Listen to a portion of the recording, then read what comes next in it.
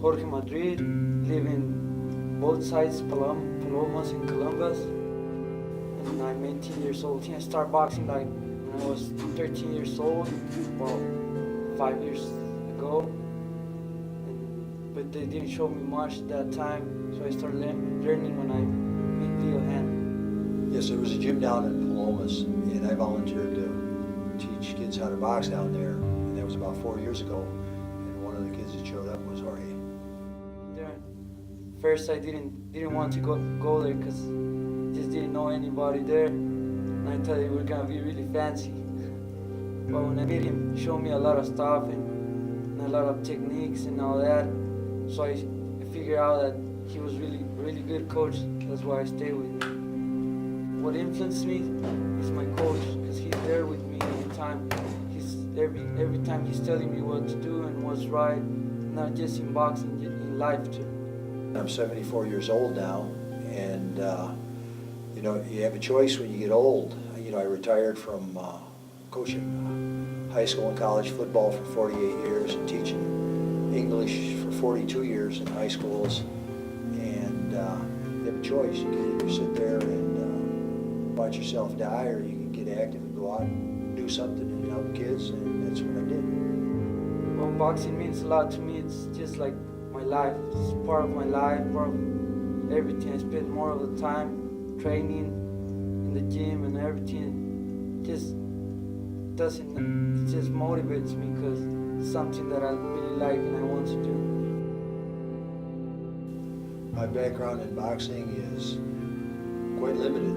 We had it as a sport in high school, so I boxed 2 years in high school, and then that was kind of the end of it until I went to college. As a senior in college, they had the Golden Gloves in Kansas City. And I went to see it. One of our football players, he was a guard and I was a linebacker, and we always had a little bit of animosity towards each other during practice. And he entered the Golden Gloves and won, and the next year I followed suit and I won, and then it was a novice division, and then I went down to Wichita, Kansas, and boxed down there and won the open division, and then qualified me to go to the Nationals. Typical day, wake up at 6 in the morning to catch up the bus in the border, then I go to school, then I come to the gym at 4:30, start working out at 5. We work out, run, punch the bag, do mitts and all that, and then we finish like at 7:30, go to Palomas, train kids from 7:30 to 9:30. That's it. I do that every day. During the summer, just wake up like at 5 or 4, go work in the farms and the fields.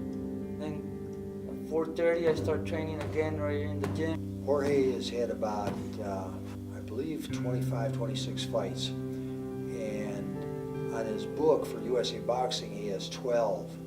But he had those fights before he joined USA Boxing, the other 13 or 14 fights before he joined USA Boxing. When we started, we just went down to Mexico and we'd go to Casas Grande, Ascension, Agua Prieta, and we'd box. And right off the bat, he boxed guys that had a great deal more experience than he did. Some of them had as many as 90 fights when he only had 3 or 4 fights. But he matched up and did real well, and it became apparent very quickly that he was a fighter. Sparring those cruises with 2 professional boxers and 1 amateur boxer. One is Brandon White, Sabian, and Austin Trout. They really helped me a lot. Sparred 13 rounds, I think, 4 rounds with each one.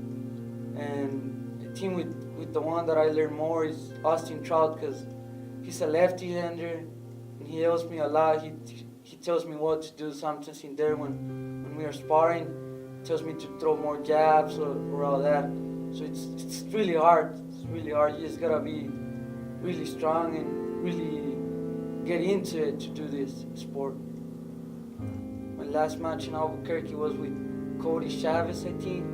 He was a champion from last year in the state and regionals, and I fought him. First round was kind of close, then the second and third round I know what to do, because my coach told me just to keep going, keep punching, and without stopping. I train every day really hard. That's why I keep punching and punching and punching every time. Next, in 2 weeks, we're going to go to Denver and fight in the regionals.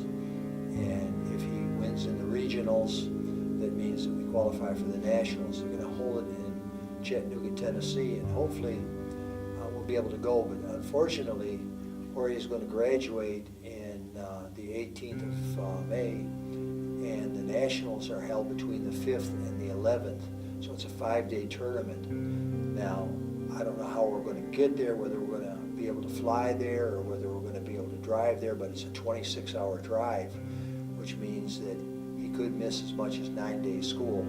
So this is something that we're going to need to talk with his teachers about. It's something we're going to have to talk with his mom about.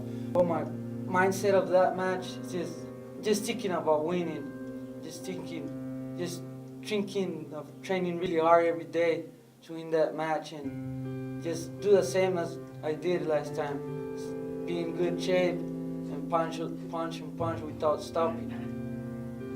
What would you give your English teacher to give you permission to go to the nationals if you get the chance to be there? Well, I don't know, just give me good grades. What would you do for those good grades, George? An essay or something like that. If I could plan my future, it would look like a really good professional boxer and a teacher too, PE teacher. And I see myself winning a lot of titles and coaching some other guys trying to reach the same goal as me.